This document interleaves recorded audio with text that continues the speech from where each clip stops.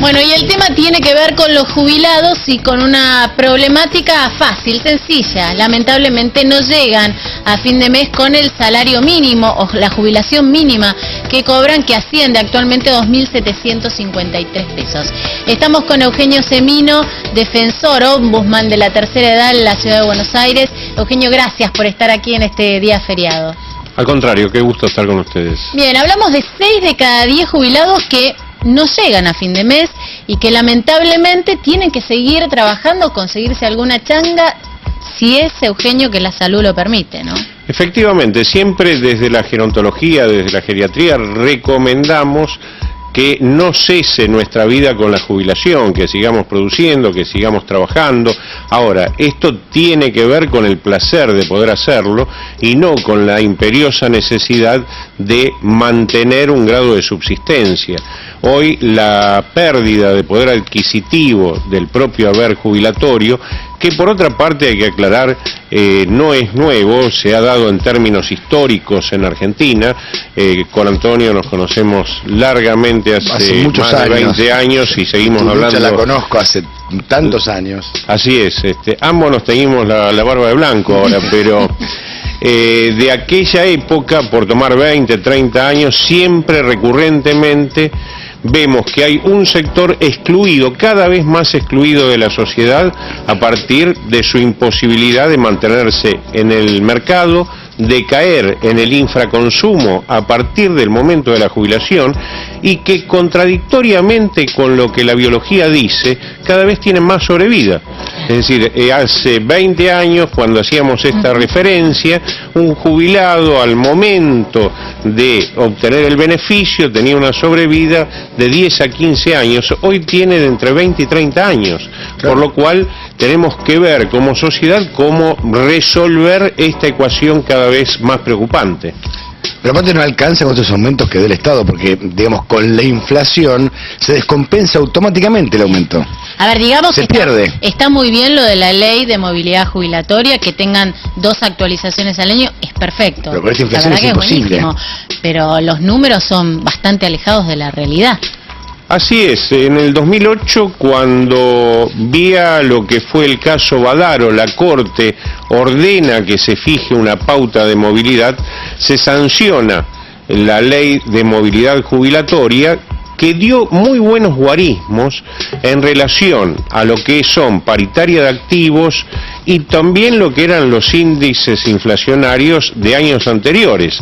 ¿Qué estoy refiriendo? En años anteriores este porcentual de reajuste estaba alrededor del 30-31%. Sí.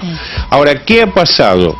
No hubo una recomposición de haberes en términos históricos. Recordemos que vía la oprobiosa intervención de Cavallo y luego los 2 años de la Rúa, las jubilaciones estuvieron congeladas. 140 pesos, ¿te acuerdas, Eugenio? Exactamente. Norma Pla reclamaba 450.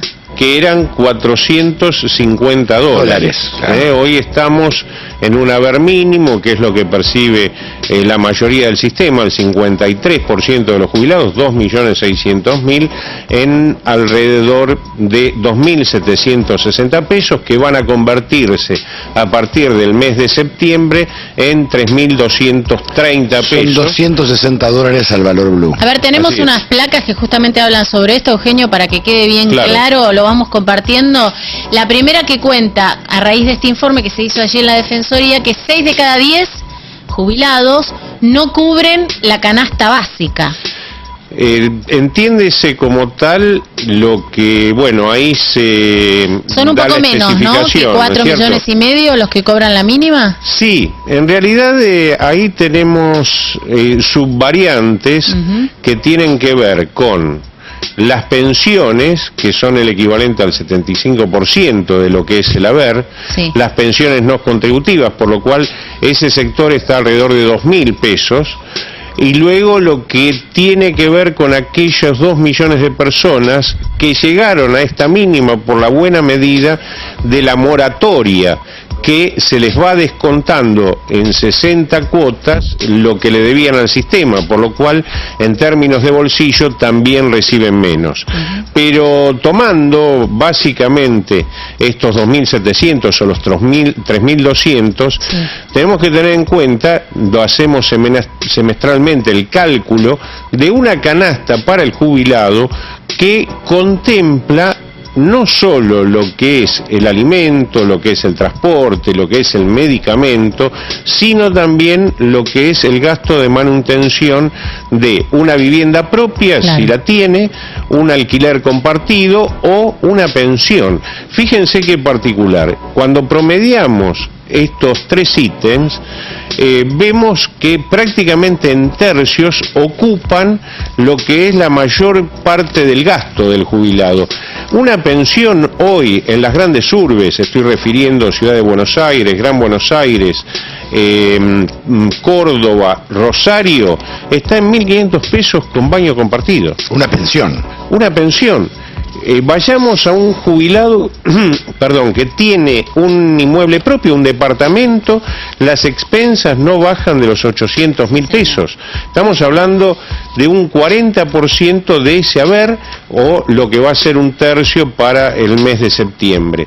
Lo mismo el tema medicamentos. Decíamos que en años anteriores los reajustes superaban la pauta inflacionaria, pero veamos qué pasó en este año con medicamentos, aclarando, Antonio, que cuando hablamos del consumo de medicamentos del jubilado, del adulto mayor, los tomamos con el descuento de obra social y de PAMI. Claro, que son mucho mayores. Exactamente, y que preveemos que solo se trata de 3 medicamentos para patologías crónicas, las que solemos tener a cierta etapa de la vida, sin contemplar lo que también es posible, etapas agudas de alguna de nuestras enfermedades.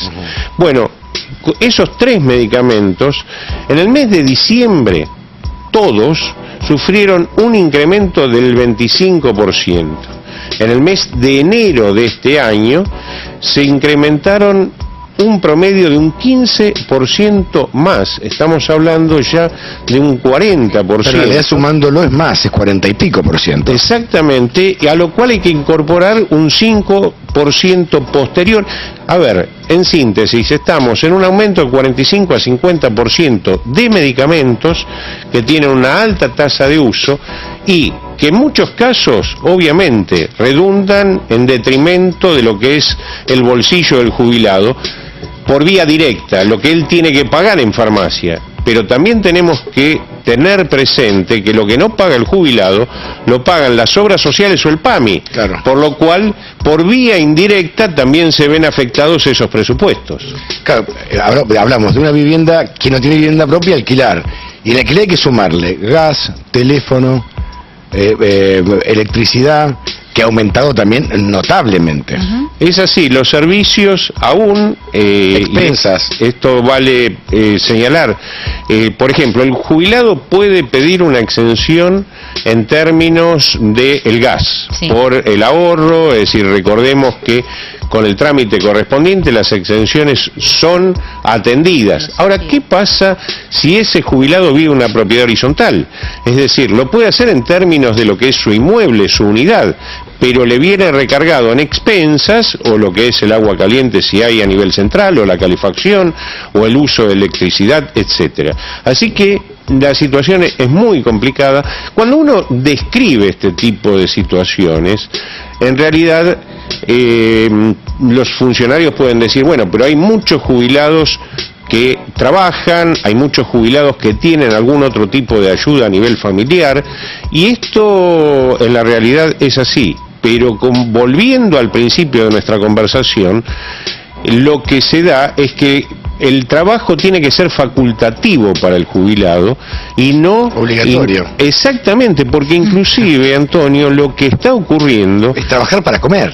Y sí, y se aprovechan de esa situación. Claro. El jubilado trabaja en negro. Se los condena de alguna Exactamente, manera. No tiene una RT que lo proteja. Hace tareas inclusive penosas, para las cuales no está preparado.